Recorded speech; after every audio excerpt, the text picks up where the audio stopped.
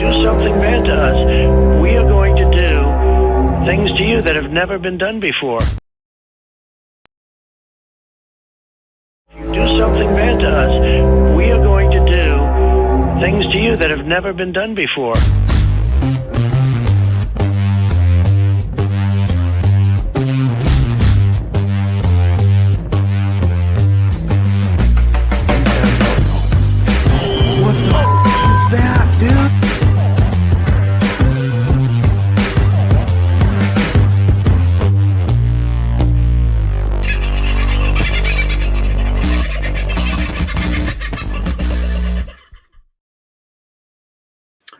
G'day, folks. How are you? Hope you're doing all right for a Thursday night, isn't it? I sort of missed one there last night. I do apologise. It just got away from me yesterday, I have to say. And by the time I got back here, I was asleep. I missed two big things, the show and the thing I was meant to be at after last night's show. And then I was awake at 4:30 this morning wondering, and wide awake, like just spectacularly wide awake. So I thought, I'll get up and do a show now. Probably a bit stupid doing it at 4:30 in the morning. So I dug around, watched a few videos, and tried to get a little more interesting stuff to tell you. I hope you're going well, folks. The world really is in a battle place at the moment. On a personal level, have been dealing with a few issues, and some of those have to do with me needing to pull my head in a little bit, and I'm happy to do so. Sometimes I may overstate and oversay things, and I know, and I do get things wrong. One of which was the price I paid for LifeWave patches, just between you, me, and the Gay Post. I'm paying the same as you are.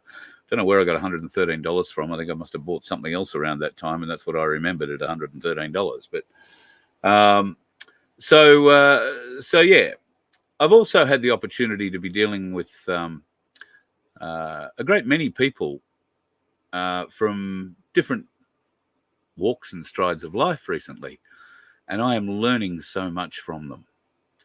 It's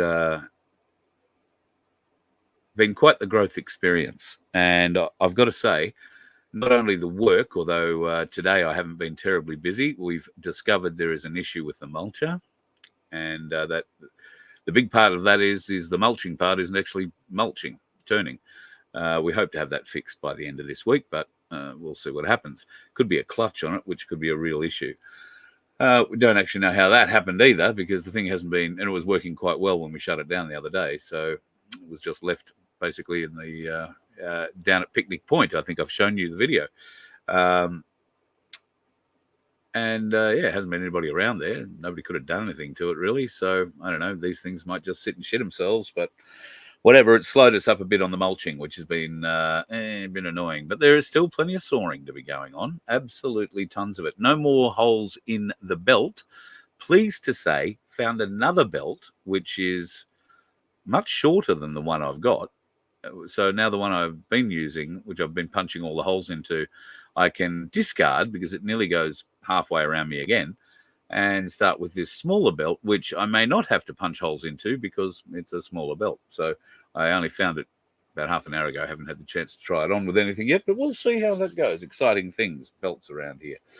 I had a bit of a look prior to the show. There's been some, all the usual family are in. So hello, family. Hope you're doing well. I'm trying to scroll back up the top. Aussie Sue was first in tonight. God love you. And as always, she's usually the first one to put that up too.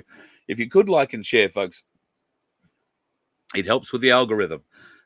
We are so suppressed on the channels that you are watching. It doesn't matter which channel you are watching on. We are very highly suppressed on the YouTube and Facebook side of things.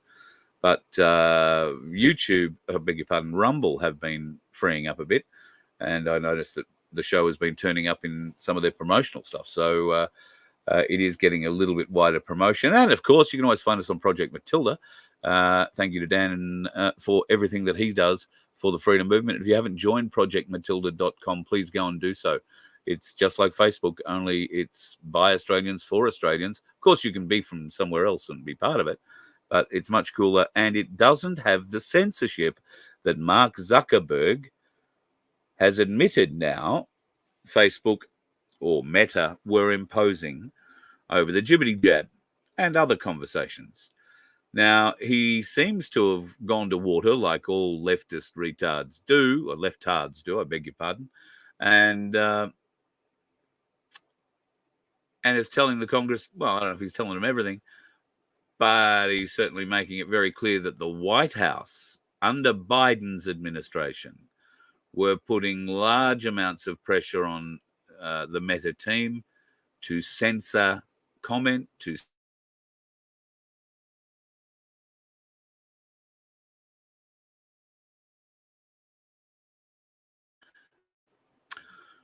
wasn't sure if we're going to have a few problems tonight or not. It's been really dodgy coverage out here today, so bear with me, folks, if it's a bit scratchy. So interesting times in that part of the world. Well, I guess more will come of that in the not too distant future. Let me just have a bit of a glance down here. There were a couple of things I wanted to highlight. Did I star them? Oh, no, wrong one. I thought I did. It doesn't look like I've starred these comments. I was going to say personal accountant. Guru is usually on at 7. I wonder if Carl could start at 6. Well, Guru used to be on at 6, and I think he changed, so he can start it up past 7.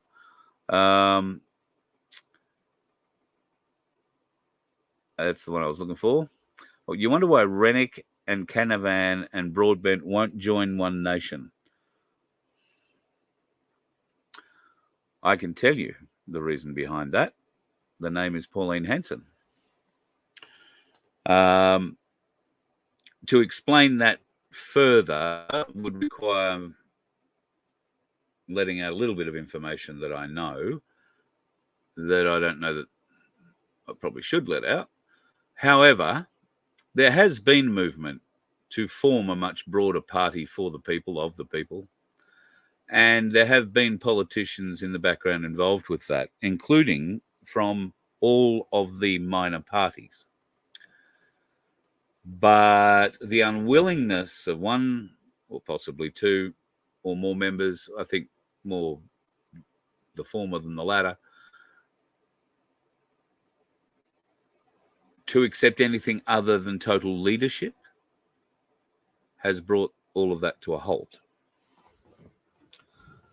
So I don't know where that leaves the parties concerned or those that were willing to get behind such a diversified group of experienced politicians who have shown inclinations in the last 4 years to actually do a lot more from the people than anybody else in that place has done in many more years than 4.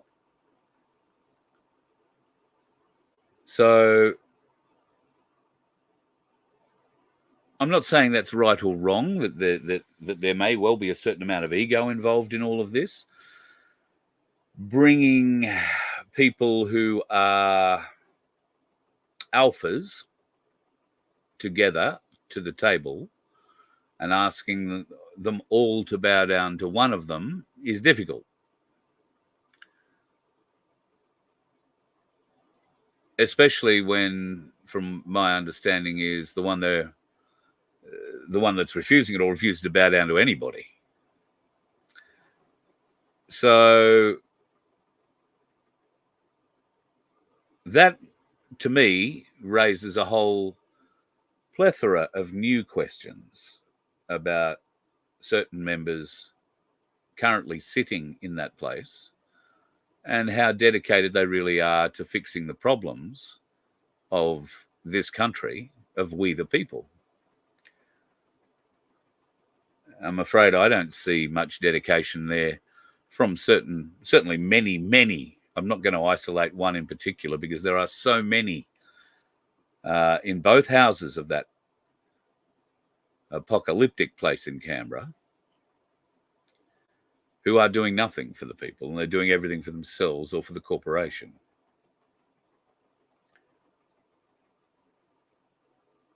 For what comes next, ploughing the ground for the UN, the WEF, the WHO, which we'll get to shortly. So more to chew on there, I think, but it would be fantastic to see a number of people flocking, and I believe there are a number of people or inquiries in play to join Senator Rennick's party. Now I've forgotten the name of it. Let's see if I've still got the picture up here somewhere. I do. Look at that. The People First Party. Now, he's going to be an independent senator running for People First. Now, could you also run as an independent, be that a senator or a member of parliament, and run under a People's First banner? If that's something you might consider doing as a loose coalition, if you like, similar to what Ricardo was, well, I suppose, pretending to try and put together. But I believe with someone like Rennick, who would need to be in some form of leadership position, because he started the party, didn't he? I'm trying to get away from this leadership thing. If it's at all possible, it'd be wonderful if those dissenting politicians who came so close to forming a party for the people, the betterment of this nation, they came so close. It would be nice if we had a place for them to come that was people. And that leadership wasn't something that had to happen. It was a group of independents who managed to come together under one guiding principle. Well, maybe a couple, but the first one should be looking after the people first. Now, in a national parliament, you would take the national interest, but you would also take in your local area, your electorate interests, and the interests of the electorate beside you. And once you've fixed all your problems and the electorate beside you's problems, then you can go on to fixing other things. Bigger things. But we can only do it if we have enough people standing up. What use is Rennick as a lone voice standing as an independent senator in the Senate, other than being a thorn in the side of anybody who has to sit up till 2 o'clock in the morning to hear his speech, which is when they'll run it, or everybody else will just walk out anyway when he says his speech. Have you noticed that? If I was ever in that place and able to commit laws to changing the way things were done, it would be that every member sits in that chair that the people pay him to, or she, to be in every sitting day, and every minute there is a speech being read. They're there. I mean, it must be boring. Clive Palmer's gone to sleep. We've seen that. And there are many others who've gone to sleep while long and boring speeches go on. But how much disrespect does it show, particularly, and I'll use Malcolm Roberts here as an example, how much disrespect does it show to all Queensland voters and electors of Malcolm Roberts to that seat, when his very well written, usually pretty well presented speech is presented to the Deputy Speaker and the administration arm of the Parliament. And if you're lucky, one or two very tired looking Labor senators, and well, there'll be a Green there somewhere. Jackie Lambie could be floating around unless the members' bar's still open. That'd probably be, she might still be hanging around there a bit. I don't know. Life might have changed. That particular piece of work, Katie Gallagher, who introduced the digital ID bill and then didn't bother turning up to vote for it. If we can get good people to stand as independents, but are prepared to work together as a coalition once elected, to work together without ego, to work together for the betterment of our nation and not to the detriment of our nation. Now, sometimes there might have to be a bit of robbing Peter to pay Paul, but Peter will get the money back, or Peter will get the benefit back. It can be managed if you've got people who care making the decisions. We don't have people who care about us making decisions for and about us at all. In fact, we have just the opposite. We have people who are dead set against us, who would see us dead via any means possible, old and new, including the 2 new jibbity jabs that have been authorised by the TGA for the strain. 2 new types, because they've made up a new strain. Nobody's really... Have you noticed? The weird thing is nobody's dying of the spicy cough anymore. There's an awful lot of kidney failures. Have you noticed that? Shitload of kidney failures. And then, there is a few things, like Ray Martin recently has come out and said, I think it was on SBS. You can go back and look at this.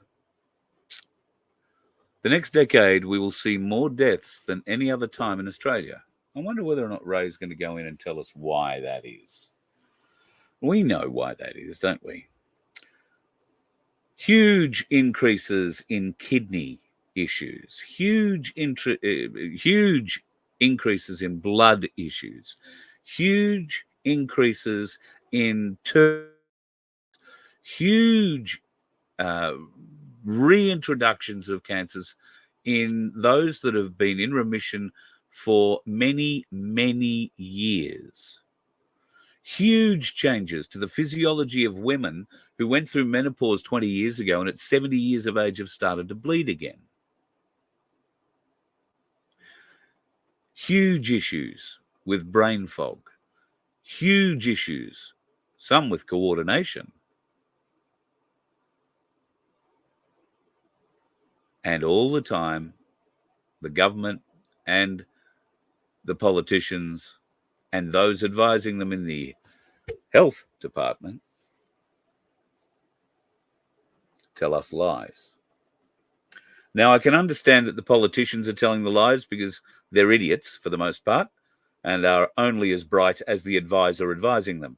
Now, if that advisor has been bought off, then you can be guaranteed that, and particularly if the minister's not terribly bright, you can be guaranteed they're being walked around like a puppy on a leash. Guaranteed of it.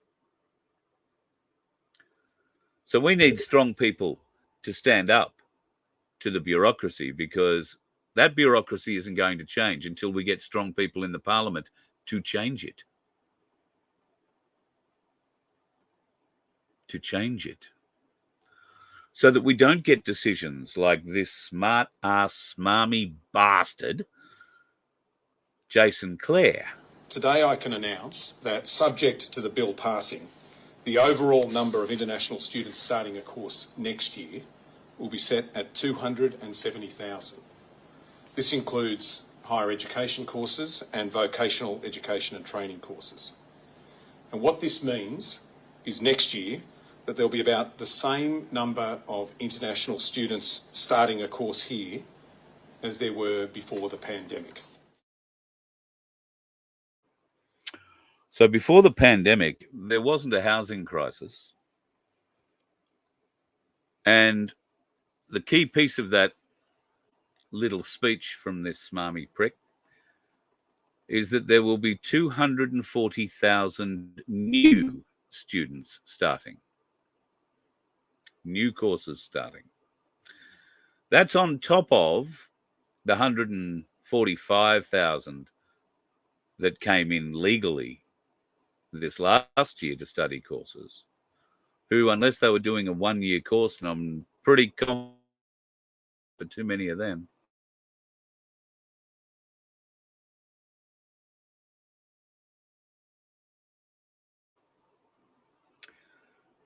And this smarmy prick is going to introduce another 270,000 of them to the universities. I hope the universities are building dormitories. Do you think they'll be doing that? With government funding, probably, but they are overrunning our country. And when I say they, I'm talking about our government. Our government is allowing it to happen. Our government put its foot down on 150 illegal educational institutions, or institutions who were in name only, and the way that hundreds, not hundreds, tens of thousands, possibly over 100,000 people, predominantly from India, got into this country. A certain number from on student visas for educational courses they never attended. They've come to Australia for other reasons. And why wouldn't you? It's a great country. Well, it used to be.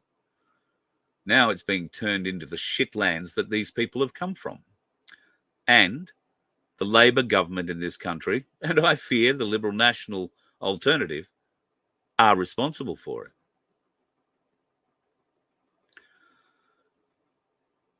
Now, it's clear that One Nation and United Australia are two parties we could all go out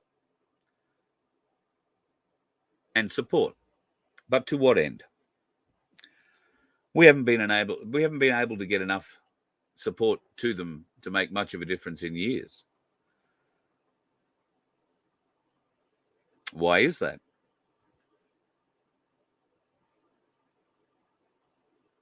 Is it the corporate big money? Well, listen, if we can talk to enough people, if we can do enough ads, if we can get the message out enough, we can negate what they say.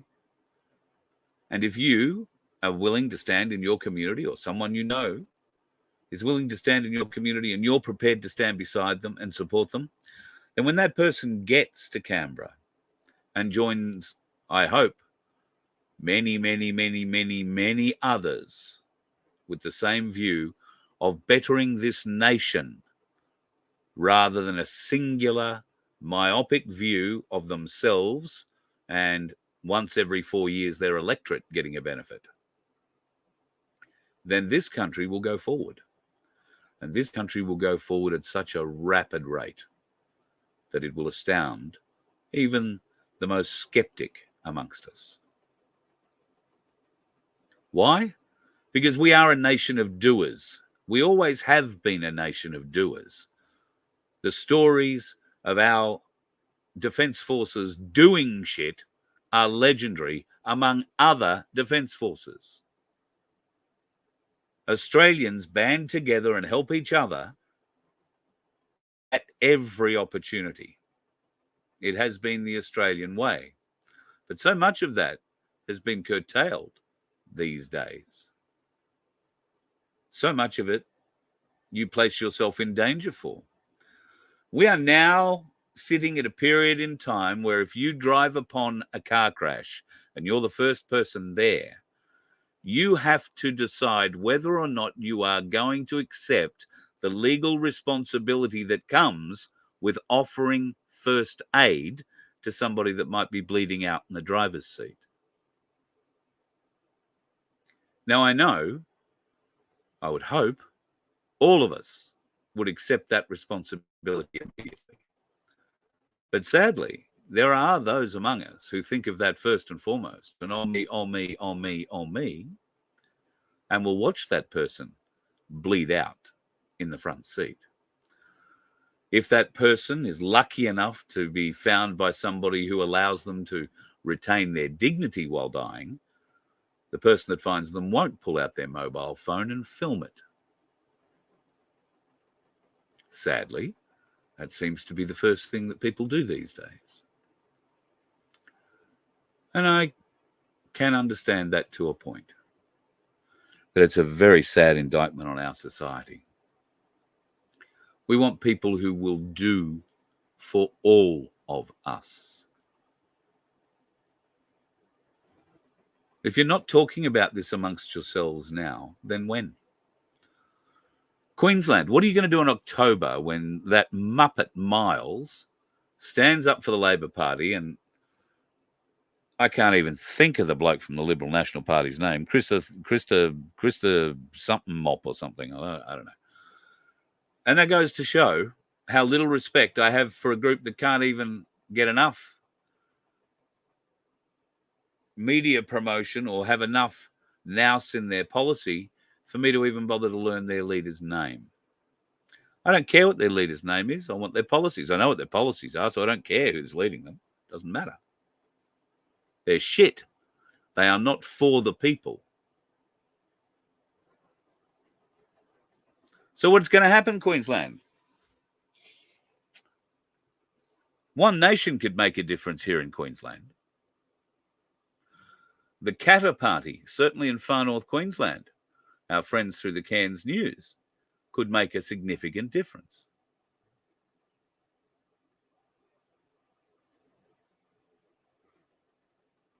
But you've got to stand people all over the state.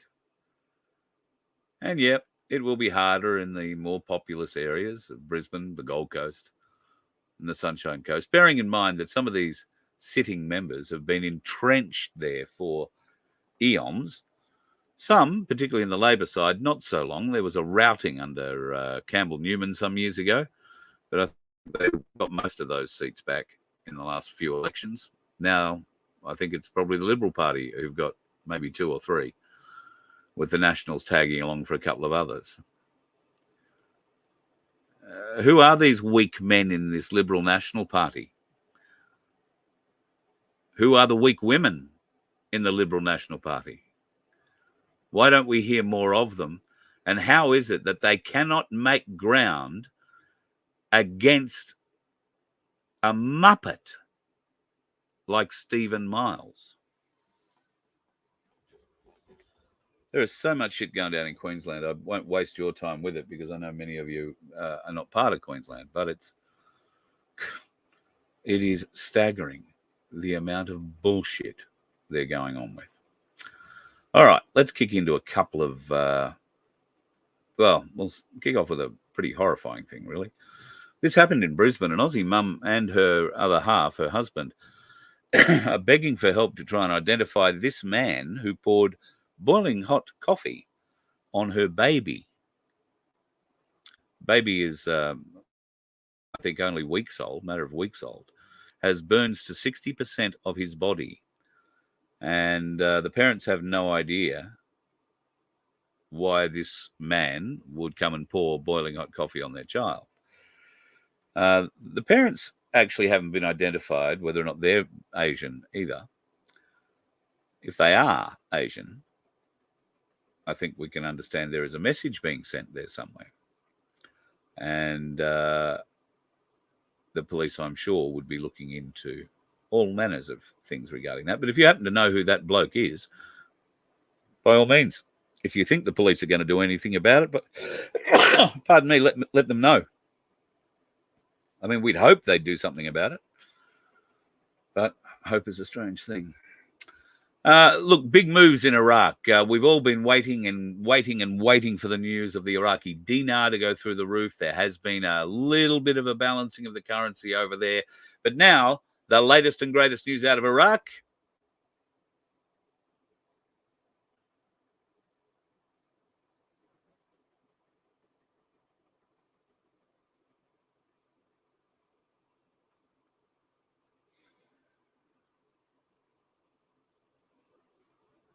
I can't begin to tell you how sick that makes me.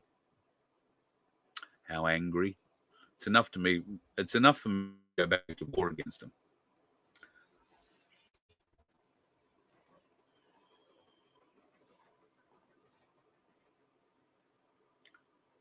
It's just abhorrent.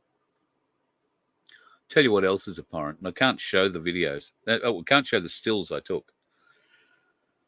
I was horrified myself flicking through photos because I'd forgotten I'd done this a few days ago. I was on Facebook, and there was a a bunch of still pictures showing full sex,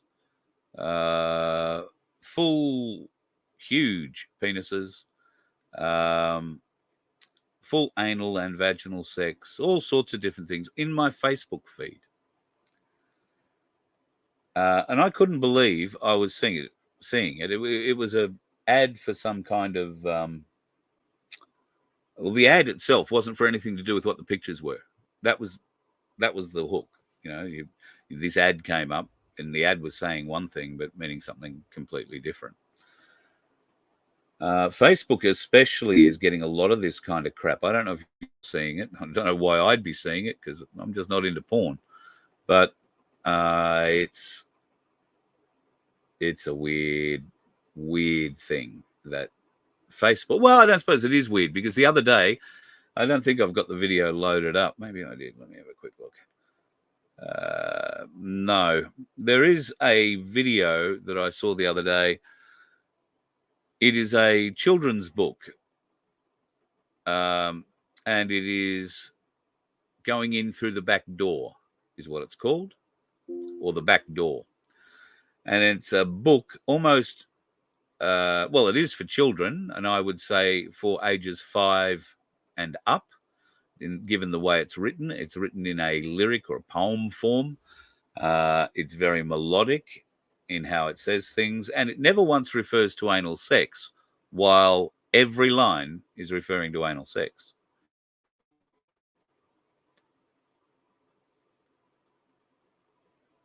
That's okay on Facebook. But me talking to you about the jibbity jab, shit, no, that'll get me blocked for months.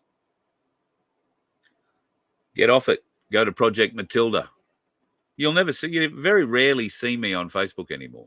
I post things up there, but I don't even go to see what reaction they get anymore. You know, it's just filth, particularly my feed for whatever reason. And I guess they can direct filth at people that they like or don't like. But yeah, it's disgusting, just disgusting. And I report every one of these things that comes through.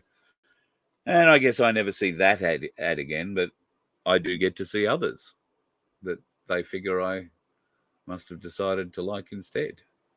Unbelievable. Yeah, just staggering. So you may be aware that over the weekend, the Telegram boss got arrested in France. Now, France is not necessarily the country you want to get arrested in, because their laws are, well, a little bit interesting. And, of course, being in the EU and being one of the heads of the snake in the EU, they can pretty much do whatever they like to you. So this press release was put out by the prosecutor of the Republic, outlining that there are now 12 charges against Pavel Durov, who is the guy who came up with Telegram. Now, you can see that a great many of those charges are to do with complicity, and they're naming things like child pornography and hiding or encrypted communications, yada, yada, yada. All these rather pathetic and made up charges. I've got a sneaking suspicion that Pavel Durov might just be able to prove that, because contrary to what many people may believe, there are a whole heap of what we call bait sites set up on the internet, bait apps set up on the internet. What if Telegram's one of them? Just saying. Don't know for sure. Just saying. All right. We're moving along. I'll get off quickly because Guru started. I want to say a big happy birthday to a wonderful lady, and I hope she's had a great day. Jules on the Gold Coast. Mick gave me a call this morning and told me that it's your birthday and that you didn't want him to get you a present or anything. God, you're a good woman. I hope that he didn't listen to you, but just on the off chance that he did and he thought this was okay, then he did ring me and tell me it was your birthday. God love you. Thank you for all the help and all the ideas and all the health information that you've given me, and the pine needles. Love the pine needles. And I hope you've had a great day, a really great birthday. So go out, or if you are out, I hope you had a great night out for dinner.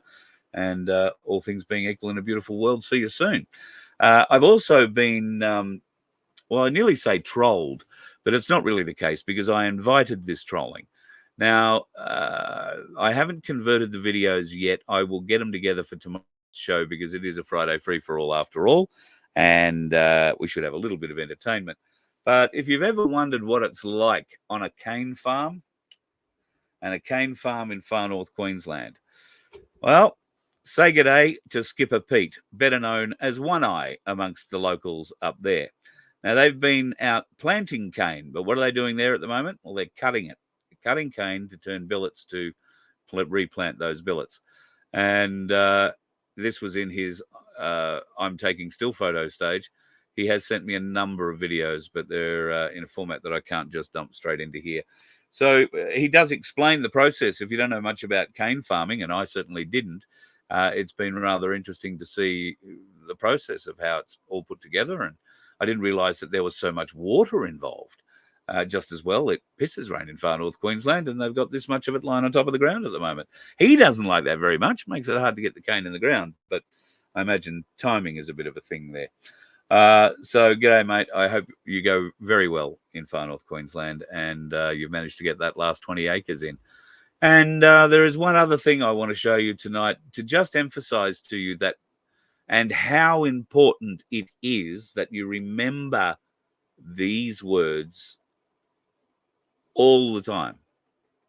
Words are important. You must understand their meaning. Also, punctuation helps.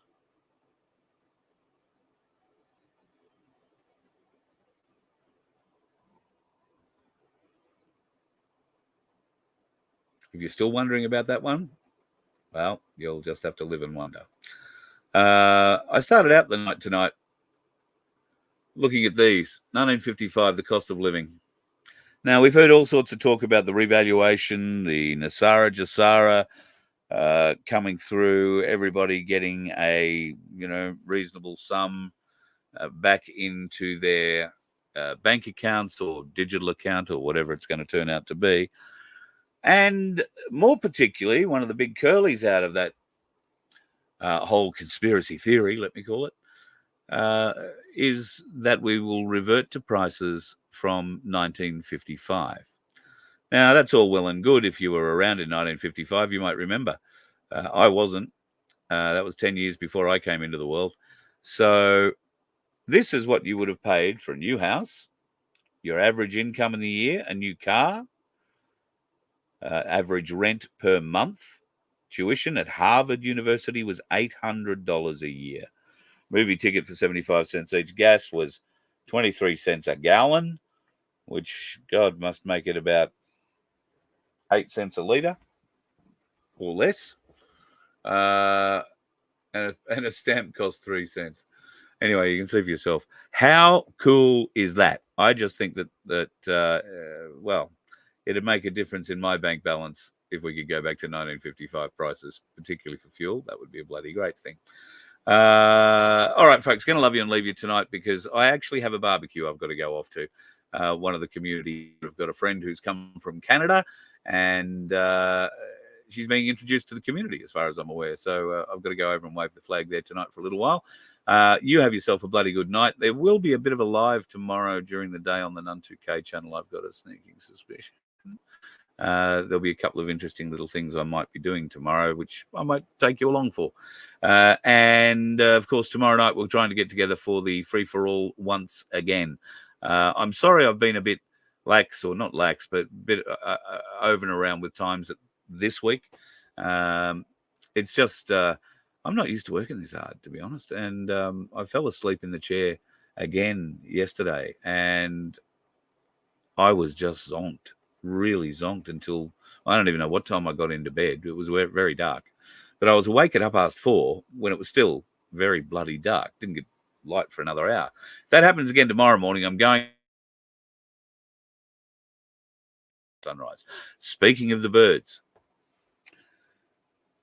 we're getting into that time now that it's, if you've been in the warmer climes over the last few days, we are at the end of August, getting into September, and our reptilian brethren are starting to wake.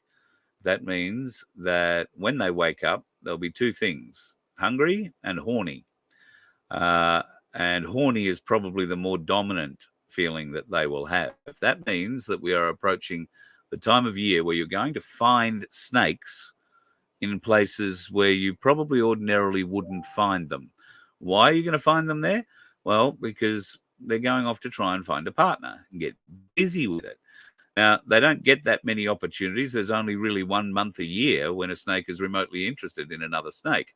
And that happens to be pretty much from the warmer end of August through October. Now,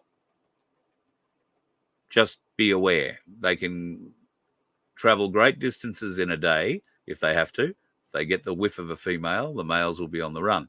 You might also find carpet pythons particularly entwined, wrapped up, and sort of you'll hear them in your ceiling, because that's where most carpet pythons live in Queensland, in your ceiling. And if you get two males in there fighting over a female, it'll sound like, two small dogs having a fairly rough wrestling match up in your roof. And that's what it is. Two males combating. They're not having sex. They're not trying to get amorous. They're not doing a sex dance. That's two males fighting. And the way that one wins is he'll pin the other one down. And that one, once he realizes he's been pinned and he's been pinned 2 or 3 times, he'll eventually give up and try and find himself another female, and old mate will go and have his time with mum. But I have seen 5 males and 1 female in one roof during that time, September, October. And those 5 males were all fighting over 1 female. So just be prepared. You might hear a few strange bangs in the night. Don't be worried. Please don't get a shovel out, all right? Particularly if it's a python. And if you can't tell the difference between a python and any kind of other snake, please go and educate yourself, okay? There is no reason on earth for you to go and kill a carpet python or any other kind of python, because they're not interested in you. We don't have boa constrictor-sized pythons here or anacondas. They're not going to swallow you whole. There has been the odd horror story of people waking up with a large python in bed with them, but that's only because of the conditions at the time, and the fact I know one of these people who wound up with a 4-meter carpet python in bed with her at night. She lived in what was ostensibly a tree house. It was the middle of summer. All the windows and doors were open to try and get a breeze in. And like I said, it was essentially a tree house. So she was sharing the habitat of the snake, which for whatever reason, we think it had something to do with a cold snap that sort of evening, decided it was going to come inside to get warm. And it found the warmest place, obviously, which was curled up in bed beside her. It didn't bite her. It didn't attack her or anything. It just found the warmest place.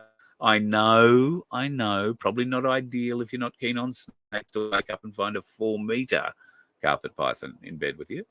But it happens. Not often. And it's pretty easy. Keep your doors closed. And I would advise you this time of year, if you're in Queensland particularly,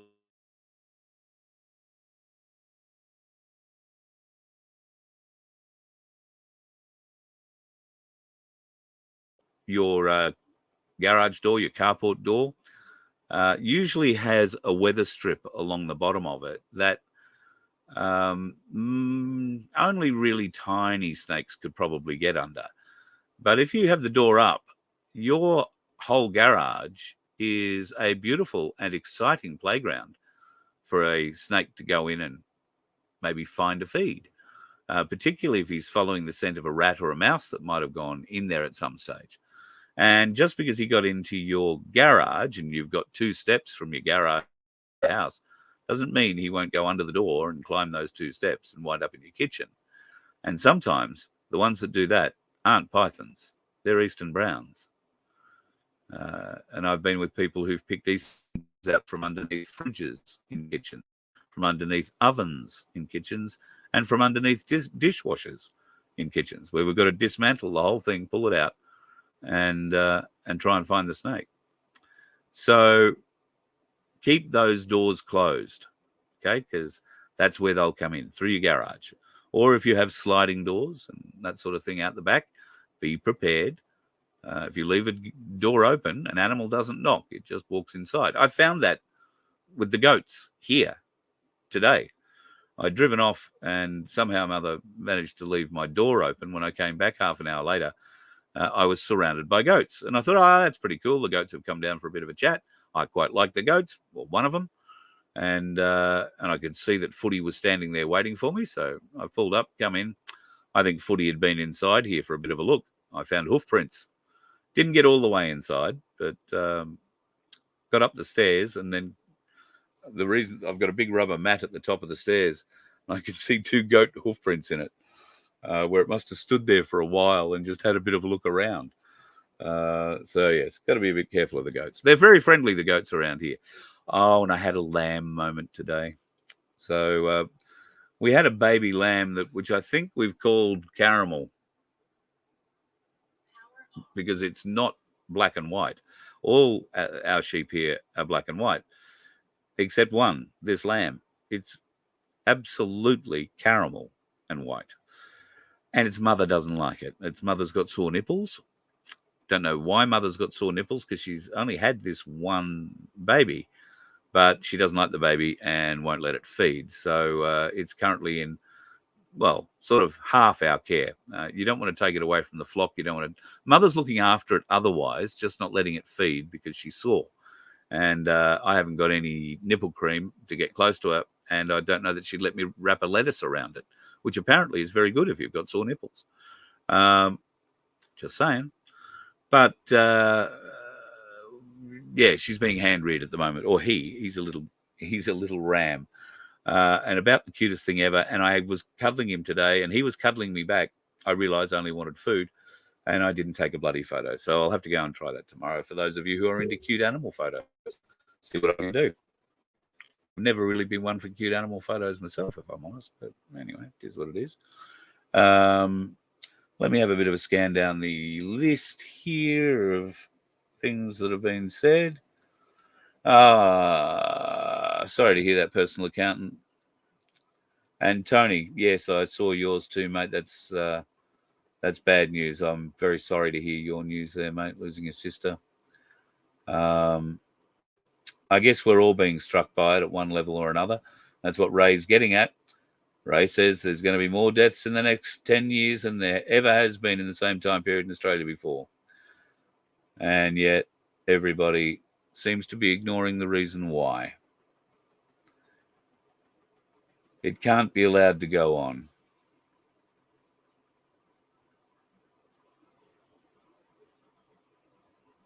RJ, John Wilson, another video with Bosie gave you a spray. I don't care. I'm surprised anybody's watching him, or Bosie for that matter. I know Bosie's peddling hard in America at the moment, trying to blow his sail up over there. And it works because the Americans like the lieutenant colonel kind of thing. And one of the bits that I saw recently was, no, I'm not going to bother. I would just ask you folks, if Bosie was serious about being a player in Australia and helping Australians, wouldn't he be here helping Australians? Wouldn't he be communicating with Australians? Wouldn't he be trying to lead, as he set himself up for that? All John Wilson is a dog barking at the end of Bosie's leash. That's all that is. And it always has been, sadly. I don't care what John has to say. I used to care deeply about a lot of things that John was about. But then John showed he really wasn't caring about those things at all to me, and showed a true side that, obviously he couldn't deal with me once he'd shown it. So, I don't know. Nothing I did to upset him. Oh, that's right. I got a bus. Brett, to help the algorithm, I should ask a few questions, get people to respond with, say, number 4 for yes or 5 for no. Oh, really? Okay. All right, folks. Number 4 for yes and number 5 for no. I've got to come up with bloody questions now. Do you know anyone in your local area, and I mean consider that your electorate, state or federal, that is willing to stand up and work for the betterment of all Australian people? Do you know somebody like that from your community?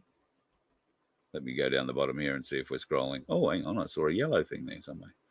Oh, Aussie Sue, God love you. Thank you so much. Thank you. Thank you. Every little bit helps. I don't have my hand up for $200,000 like John, but every little bit helps.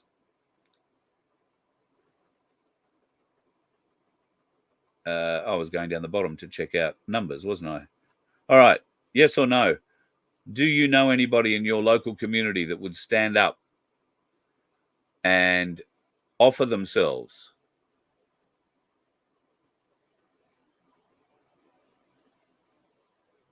Okay.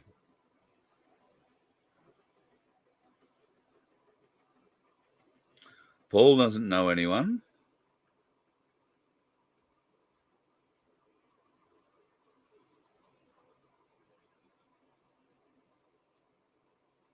So we said 4 was no, 5 was yes, didn't we?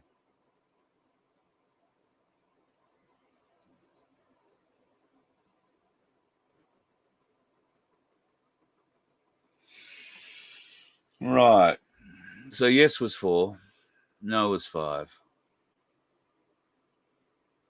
Okay, I'm going to have to go back through and count all those. It looks about 50-50, but that could be a... I saw Camilo's name. Yeah, Sunflower, absolutely. I would vote for Camilo in a heartbeat. You know he's the kind of person that would stand up for the community. I think Darren Bergwerf is another one that I would vote for because he's all about community, although whether or not he'd go into a parliamentary system these days or not, I significantly doubt.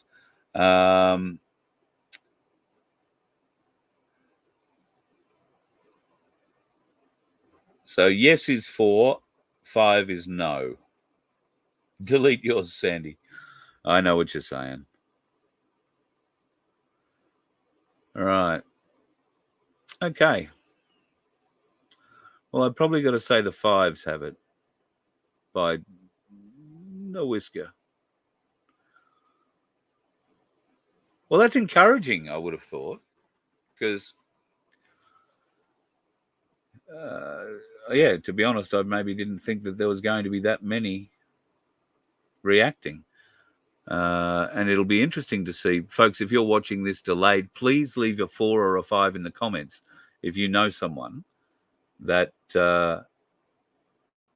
would stand up or that, you know, would be good for your community. 4 for yes, 5 for no. I think that's what we're settling on it. 4 for yes, 5 for no. And maybe if you feel the urge, drop a general vicinity, you know, central Queensland, southeast Queensland, far north Queensland, eastern Victoria, central Victoria, western Victoria, Melbourne, not too identifying, Sydney, south, eastern, western New South Wales, wherever you're at. Be a bit broad about it. I'd be interested to see. Because we need the yes number to grow, folks. We need more 4s. We need to find these people because nobody else is going to fight for us in that place. Nobody. They're just going to have us parade through the 4 years and elect their mates again.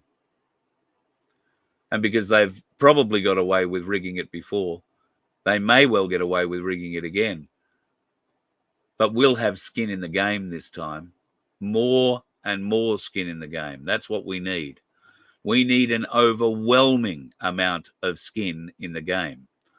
We need multiple people standing in every one of these seats to take votes away from the bribed and the brain dead who will simply vote Liberal or Labor.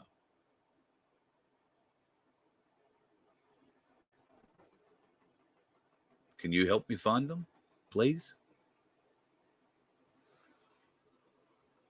If we can do that, then I think we all stand a very good chance of making this world a better place. Certainly making this country a better place. And who knows?